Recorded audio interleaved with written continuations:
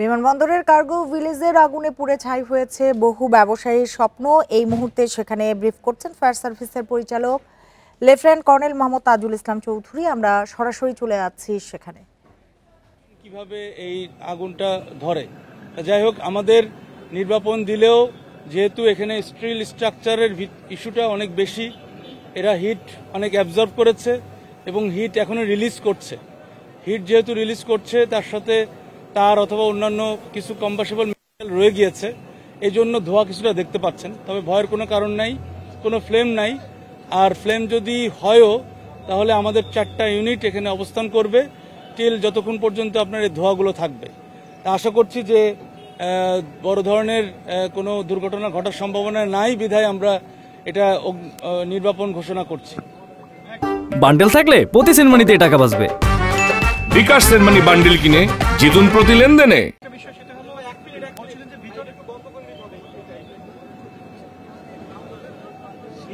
আপনি বলছিলেন যে আগুন লাগা মানে অ্যালার্ম সিস্টেমটা নাই এবং সেটা লাগার পর ডিটেকশন সিস্টেম দুটোর একটাও নাই। তার মানে একটা আন্তর্জাতিক বিমানবন্দর, বাংলাদেশের প্রধান বিমানবন্দর, সেখানকার আমদানি কমপ্লেক্সের এই অবস্থা, আপনাদের সাজেশন কি? এবং এটা তো মানে নিরাপদ না আর কি, এটা কোনোভাবেই নিরাপদ না, যে আগুন ডিটেক্ট করতেও পারছেন না, সঙ্গে সঙ্গে পানি পড়ে যাওয়ার যে অপশনটা সেটাও নাই এখানে।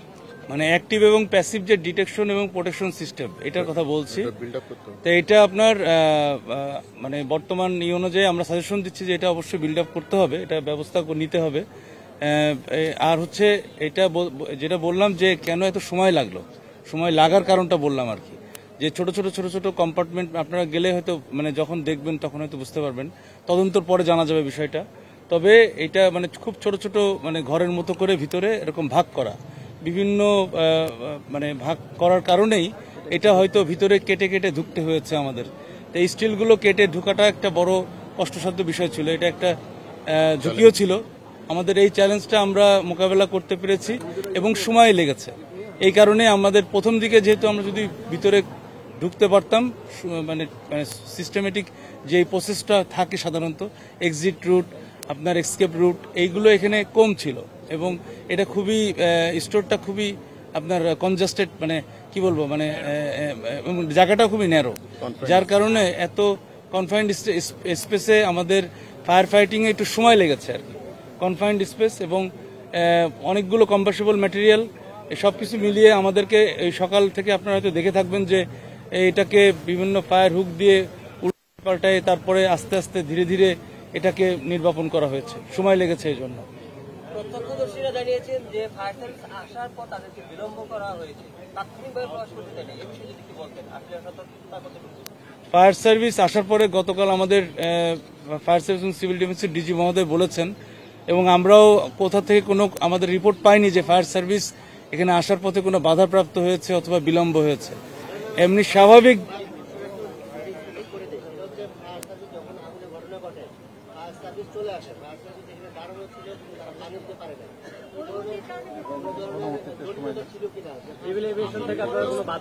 আমি বুঝতে পেরেছি, আমি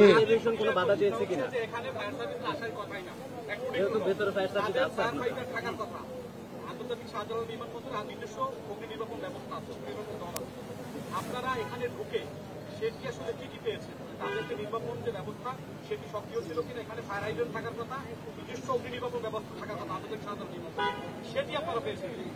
আপনার ধারণাটা একটু ভুল আছে, আপনার তথ্যটা একটু ভুল আছে, আমি সঠিক করে দিচ্ছি। এখানে যে ফায়ার ফাইটিং সিস্টেমটা আছে এটা ইন্টারন্যাশনাল একটা মানে অপারেশনাল, মানে এটাকে অপারেশন করার জন্য যে কার্যক্রম করার কথা সেটার জন্য আপনার ফায়ার ফাইটিং সিস্টেম রয়েছে, এটা বেবি চকের রয়েছে। আর ফায়ার সার্ভিস এবং সিভিল ডিফেন্স রাষ্ট্রীয় একটা সংস্থা, যার কাজ সব জায়গায় বাংলাদেশের 64টা ডিস্ট্রিক্টে যে কোনো পয়েন্টে সে কাজ করতে পারে। এখানে আসার কথা না, থাকার কথা ধরনের রেগুলেশন অথবা কোনো জায়গায় কোথাও লেখা নেই, ফর ইউর ইনফরমেশন। আর আপনাদের সবার যে একটা জিজ্ঞাসা যে ঢুকতে দেরি হয়েছে কি বাধা দিয়েছে, এই ধরনের কোনো কার্যক্রম অথবা কথাবার্তা অথবা কোনো কিছুই তো আমাদের কোনো তরফ থেকে আমরা পাইনি। আমি জানি না যে, আমরা বুঝতে পারছি না যে আপনাদের বারংবার এই কোশ্চেন আসছে কেন। আমরা আবারও খোলাখুলি বলছি, ফায়ার সার্ভিস সঠিক টাইমেই যেভাবে স্বাভাবিক গতিতে অন্য জায়গায় যায় সেইভাবে স্বাভাবিক গতিতেই, মানে যে গতি আমাদের যে নিয়মতান্ত্রিকভাবে যে জায়গায় স্পটে আসার কথা আমরা সেভাবে এসেছি এবং এখানে কেউ বাধা দেয়নি অথবা কেউ বিলম্ব করাই নাই। আপনারা মনে হয় বুঝতে পেরেছেন। ভাই ভিতরে কি যদি না, অন্য কেউ বিলম্ব করাই নাই, আমি তো বলে দিচ্ছি। ভিতরে যে যন্ত্রপাতি ছিল বলছেন ফায়ার এক্সটিংগুইশারগুলো ছিল, সেগুলো কি কাজ করেনি? তাহলে প্রাথমিকভাবে তো এটা তদন্ত করতে হবে যে ভিতরে যেইগুলো আপনার অগ্নি নির্বাপন যেসব বিষয়াদি ছিল এগুলো কাজ করেছে কিনা তদন্ত সাপেক্ষ, তদন্ত করে দেখতে হবে কাজ করেছে কিনা। ভবনটি কি এখন স্টেবল না ঝুঁকিপূর্ণ? আর আরেকটা বিষয় যে ধরুন যে অগ্নিকাণ্ডের সূত্রপাত সম্পর্কে এখন পর্যন্ত কোনো কিছু জানতে পেরেছেন কিনা? সূত্রপাত কিভাবে হয়েছে এটা আমরা এখনো দেখতেছি। আমাদের অলরেডি তদন্ত কমিটি গঠন হয়েছে। এটা আমাদের প্রাথমিক রিপোর্ট এই যে নির্বাপনের পরে সাধারণত হয় এবং তদন্ত কমিটিটাও তার পরপরই হয়। আর এটার জন্য আমাদের একটু সময় দিতে হবে, আমরা একটু দেখে তারপরে আমরা যাচাই বাছাই করে তদন্ত করে বলতে পারবো সূত্রপাতটা কোথা থেকে। আর আরেকটা যেটা জিজ্ঞেস করেছিলেন যে এখানকার যে স্ট্রাকচারটা কতটুকু ঝুঁকি, এটা অবশ্যই ঝুঁকিপূর্ণ, কারণ এখানে যেহেতু টেম্পারেচার অনেক হাই ছিল, আপনার 2 দিন প্রায় আজকে দিয়ে 2 দিনই হচ্ছে বলা যায়, 1 দিন প্লাস আর কি 1.5 দিন, 24 ঘন্টা পার হয়ে গিয়েছে। এত টেম্পারেচারের কোনো কিছু সাধারণত কনস্ট্রাকশন ধরে রাখতে পারে না। এই জন্য আমরা ভিতরে দেখেছি বেশ কিছু ফাটল ধরেছে, কলামেও ফাটল ধরেছে। এটা অবশ্যই ঝুঁকিপূর্ণ, তবে অতটা ঝুঁকি নয়। আমরা যেহেতু কাজ করছি, বেশি ঝুঁকিপূর্ণ হলে আমরা হয়তো ভিতরে ঢুকতাম না এখন। তবে এটা ঝুঁকিপূর্ণ হালকা রয়েছে এবং আমি আশা করব যে এই ভবন কর্তৃপক্ষ তারা অবশ্যই এটা জরিপ করে এটা বের করবেন যে কতটুকু ঝুঁকিপূর্ণ। যেহেতু কেমিক্যাল ছিল মেডিকেল